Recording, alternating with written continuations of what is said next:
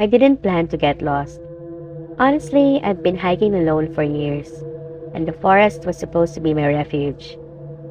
After the breakup, I needed a space to breathe, to feel something other than the gnawing ache in my chest.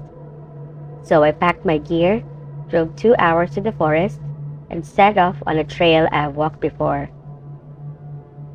The morning started fine, cool air, the kind that bites just enough to make you feel alive. My boots crunched on the frost-dusted ground as I wound my way through the towering pines. The sunlight was dim, filtering through the dense canopy in golden shards, and the air smelled of damp earth and decay, a really comforting scent. I don't know when I first noticed the change. Maybe it was subtle at first. The trail, once so familiar, seemed narrower. The trees looked older, their bark gnarled and scarred. I told myself I was imagining things, but unease prickled at the back of my neck. Still, I kept walking. It wasn't until the trail vanished entirely that I stopped.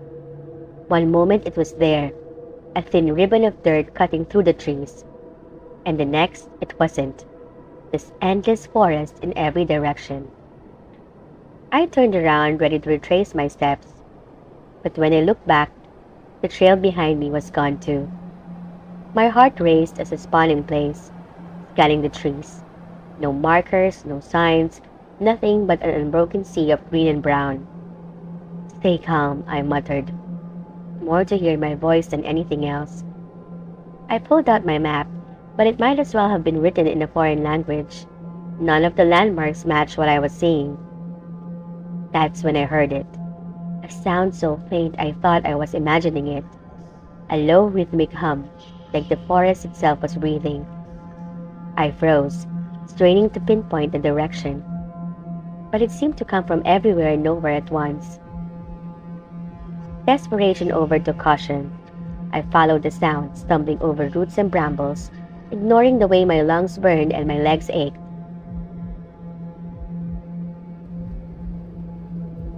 The hum grew louder, deeper, vibrating in my chest. I broke through the underbrush into a clearing.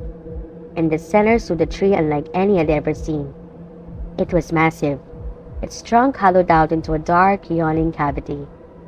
The edges of the opening looked scorched, as if fire had tried to consume it and failed. The hum was deafening now, emanating from the tree like a heartbeat. I don't know why I stepped closer. Curiosity? Stupidity? Something compelled me, an invisible thread pulling me forward. I leaned into the darkness of the hollow, and that's when it happened. A hand grabbed my arm. I screamed and yanked back, stumbling onto the cold, damp ground. But when I looked, there was nothing there. It's just me and the tree. My arm burned when it had been touched, and when I rolled up my sleeve, I saw bruises forming, dark, finger-shaped marks. The humming stopped, and the forest fell silent. No wind, no rustling leaves, not even the distant call of birds.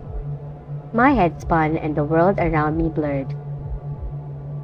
When I opened my eyes, I was sitting in my car, parked at the trailhead. My pack was beside me, untouched, and my boots were clean. No mud, no scratches. It was as if the hike had never happened. But the bruises on my arm told a different story.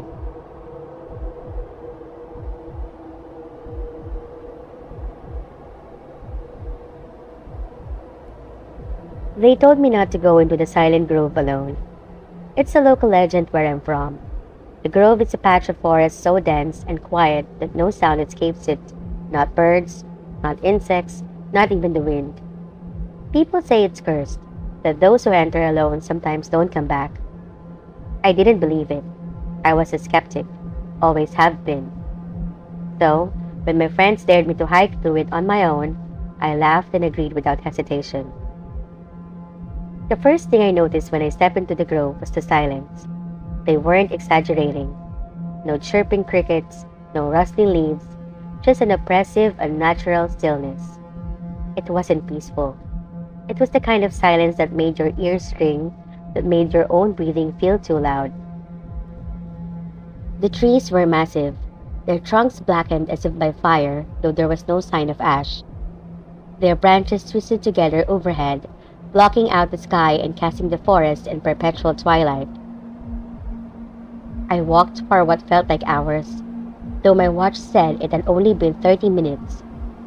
Every step felt heavy, like the ground was pulling me down. The air was thick, and the silence pressed against me, wrapping around my chest like a vice. Then I saw it, a figure standing in the distance, half hidden by the trees. "Hello?" I called, my voice echoing strangely in the stillness. The figure didn't move. I approached cautiously, my heart hammering. As I got closer, I realized it wasn't a person. It was a tree, its bark shaped eerily like a human form. Shoulders, arms, even a face, all twisted and frozen in wood. I laughed nervously, feeling foolish, but as I turned to leave, I saw another one, and another. The trees weren't just shaped like people, they were people, dozens of them, their faces frozen in expressions of terror, their bodies contorted as if trying to run. I stumbled backward, my chest tight with panic.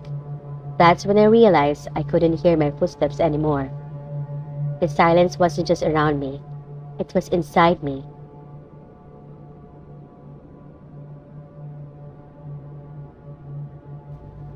I turned and ran, my breaths coming in ragged gasps as I couldn't hear. The forest seemed to close in, the blackened trees leaning closer with every step. When I finally broke through the edge of the grove, sound rushed back in, a cacophony of wind, birds, and my own desperate sobbing.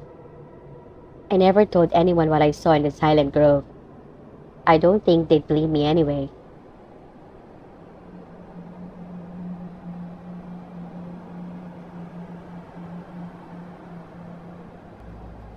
I've always been a night owl, which is why I volunteered to take the first watch during our camping trip. It was supposed to be a quick overnight hike, just me, my brother Ben, and our cousin Laura. We have been planning it for weeks, excited to escape the chaos of the city and reconnect with nature. The spot we chose was deep in the woods, far enough from any roads or towns that the stars felt close enough to touch. By the time Ben and Laura had drifted off in their tents, the fire had burned down to glowing embers, and I was left alone with the sounds of the forest.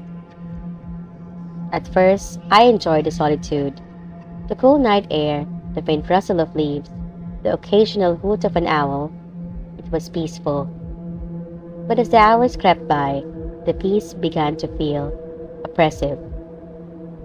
I can't explain it, but something about the darkness felt different. It wasn't just the absence of light. It felt alive, like it was watching me. I tried to shake the feeling off. Paranoia, I told myself. Too many scary movies. I poked at the fire, coaxing the embers into a faint flame, and forced myself to focus on the warmth. Then I saw them. Two pinpricks of light glowing faintly in the trees. At first I thought they were fireflies, but they didn't move. They just hovered, fixed on me. My stomach twisted as I realized they looked like eyes. "Ben?" I whispered, my voice barely audible. "Laura?" No answer. I grabbed the flashlight and aimed it at the trees. The beam cut through the darkness, but the lights vanished, leaving nothing but branches and shadows. I told myself it was just an animal, maybe a deer. But the feeling of being watched didn't go away. If anything, it grew stronger. The glow returned, this time closer. I backed towards the tents, my heart pounding. "Ben!" I called, louder this time. "Wake up!" Ben stumbled out of his tent, groggy and annoyed. "What is it?" "There's something out there," I hissed, pointing towards the trees. He followed my gaze, squinting into the darkness. "I don't see anything." And then he did. The glowing eyes multiplied, surrounding the campsite in a wide, silent circle. They blinked in unison, their light cold and unearthly. "What the heck?" Ben whispered. Laura emerged next, clutching a knife she'd brought for cooking. What's going on? Back up, I said, my voice shaking. We're leaving now. None of us argued. We threw our gear together as quickly as possible, the eerie lights watching us the entire time. As we hiked back towards the trailhead, the eyes followed, always at the edge of the flashlight beams, never closer, never farther. We didn't stop until we reached the car. Even as we drove away, I could still feel them burning into my back. We never camped there again. It was supposed to be a weekend of adventure. Just me, my two friends, Max and Jordan, camping deep in the forest. We heard the rumors about the place, of course. The strange lights, the whispers in the trees, and about an hermit who disappeared years ago. But we laughed it all off. The first night was perfect. We found a clearing to pitch our tent, roasted marshmallows over a crackling fire, and traded ghost stories until we couldn't stop laughing at how ridiculous we sounded. By the time we crawled into our sleeping bags, I felt more relaxed than I had in months. But the second night was different. It started with a lantern. We brought an old battery-powered lantern to light the campsite. Max turned it on as the sun set, but the light flickered in and out, casting strange jumping shadows across the trees. Damn thing's busted, he muttered, shaking it. The light stabilized for a moment, then dimmed again. We have flashlights, Jordan said, ever the pragmatist. Just use those. But something about the way the lantern flickered unnerved me. The shadows it cast didn't seem right. They moved too quickly, too deliberately, as if they had a mind of their own. I shook off the feeling and focused on enjoying the night. We were halfway through dinner when the noises started. At first it was subtle, a rustling in the bushes, the crack of a twig. Probably an animal, I told myself. We were in the forest after all. But then the noises grew louder, closer. Did you hear that? I whispered. Max nodded, his face pale in the dim light. Probably a deer or something. Deer don't sound like that, Jordan said, his voice tight. We grabbed our flashlights and scanned the trees, but the beams barely penetrated the darkness. The rustling stopped, leaving an eerie silence in its wake. That's when the lantern went out completely. Damn it, Max cursed, smacking the lantern with his palm. Forget it, I said, pulling out my flashlight, but as soon as I turned it on, I froze. Something was standing just beyond the edge of the clearing. It was tall, its outline barely visible in the weak light. At first I thought it was a tree, but it moved, slowly, deliberately. Did you see that? I whispered, my voice shaking. Max and Jordan turned their flashlight toward it, but the beam flickered and died. Panic set in as we scrambled to get them working, but nothing would turn on. The figure stepped closer. I could hear its breathing now.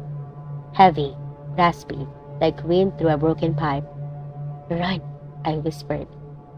We didn't need to be told twice. Grabbing what we could, we bolted into the woods, leaving the tents and the dying fire behind. The figure didn't chase us, but I swear I could feel its presence, like cold hands brushing against the back of my neck. We didn't stop running until we reached the edge of the forest, gasping for breath and trembling with adrenaline. When we returned the next morning to retrieve our gear, the campsite was untouched. The lantern sat in the middle of the clearing, its light burning steady and bright. We never spoke about that night again.